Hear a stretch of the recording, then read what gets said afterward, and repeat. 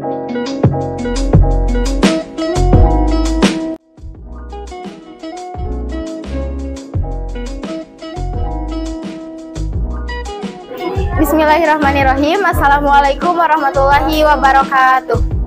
Di sini kami dari kelompok 2 akan melakukan uji coba praktikum sirkulasi dan respirasi pada ikan nila.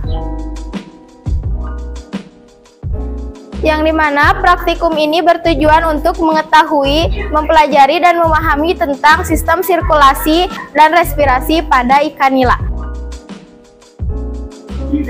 Adapun manfaat dari praktikum ini adalah siswa dapat mengetahui, mempelajari, serta memahami tentang bagaimana respirasi dan sirkulasi pada ikan nila.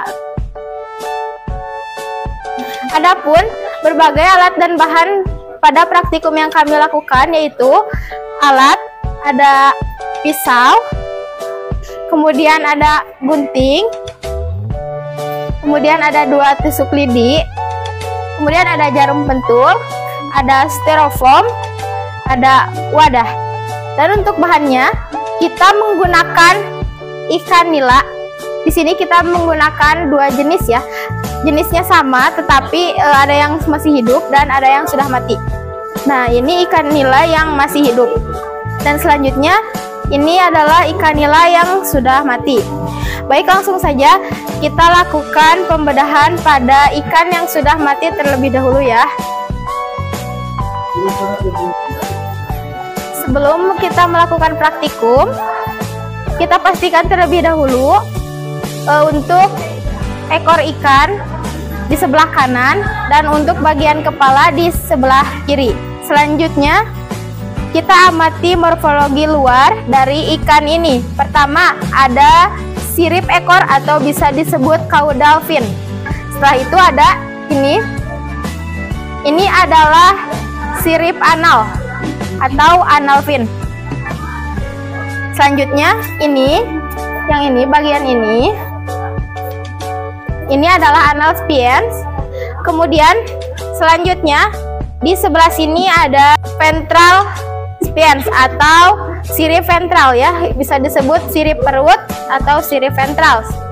Nah, ini yang bagian ini yang keras, ini tuh disebut sirip perut keras. Dan selanjutnya ini ada sirip dada. Selanjutnya ini operculum. Operculum ini berfungsi sebagai pelindung insang. Dan yang terakhir ini ada sirip dorsal atau sirip punggung yang keras. Kita bisa dilihat ya di sini. Sirip dorsal ini terbagi menjadi 2, ada sirip dorsal yang keras dan ada sirip dorsal yang lunak. Kita bisa lihat ya dari strukturnya saja sudah berbeda. Adapun klasifikasi dari ikan nila yaitu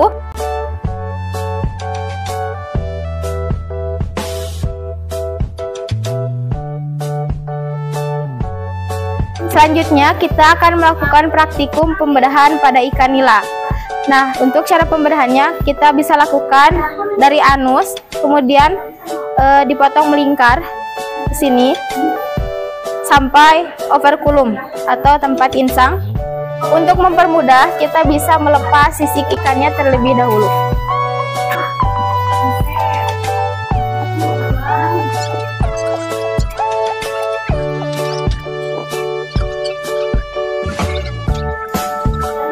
Oke, langsung saja kita bedah ya.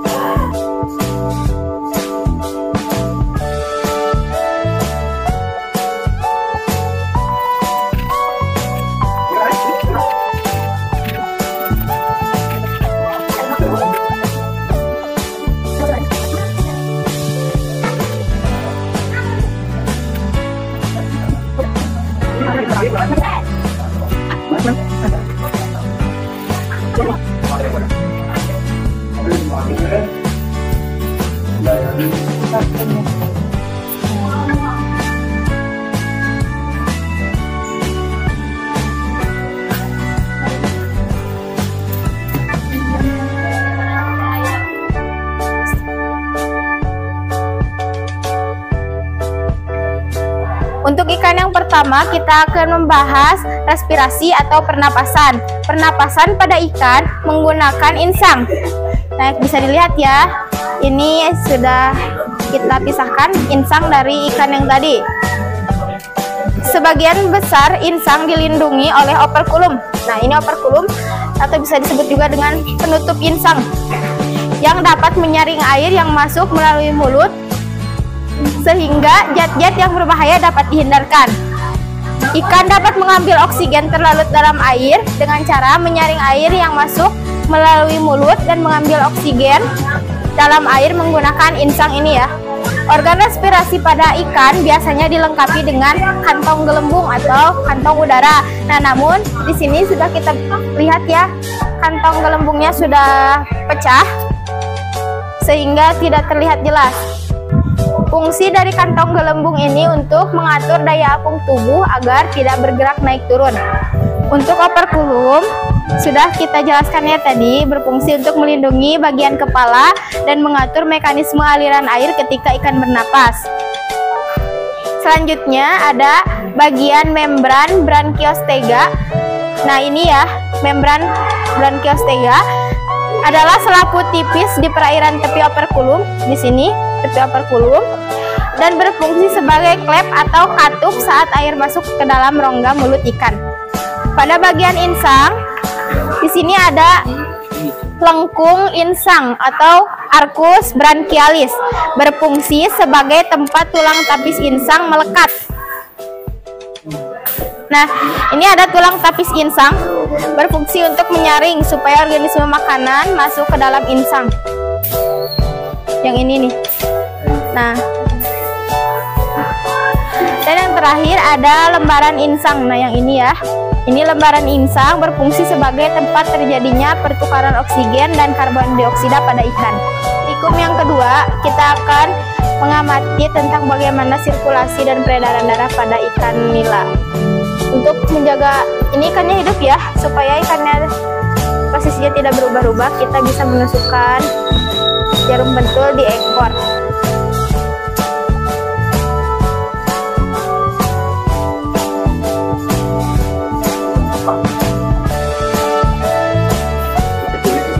Untuk metode pembedahannya masih sama ya seperti yang pertama, dari anus kemudian melingkar sampai ke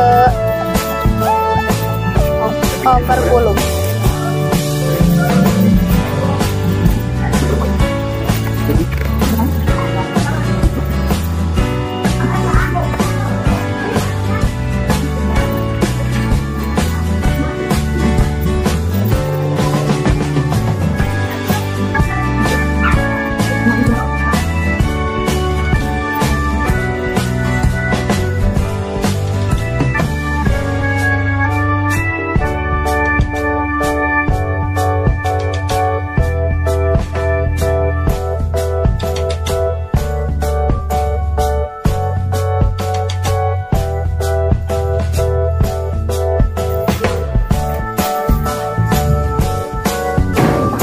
Melihat jantungnya ya, karena kurang kelihatan jadi kita akan mengangkat semua organ dalamnya.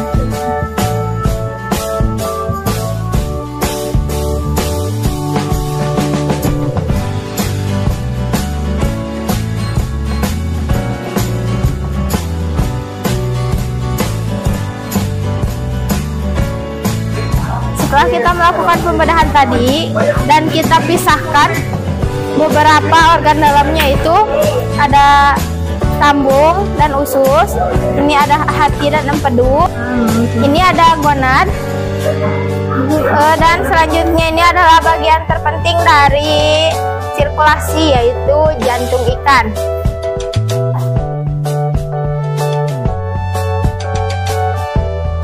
Nah, mungkin itu saja praktikum yang dapat kami lakukan. Semoga dapat menambah ilmu pengetahuan dan bermanfaat. Sekian dari kami. Wassalamualaikum warahmatullahi wabarakatuh.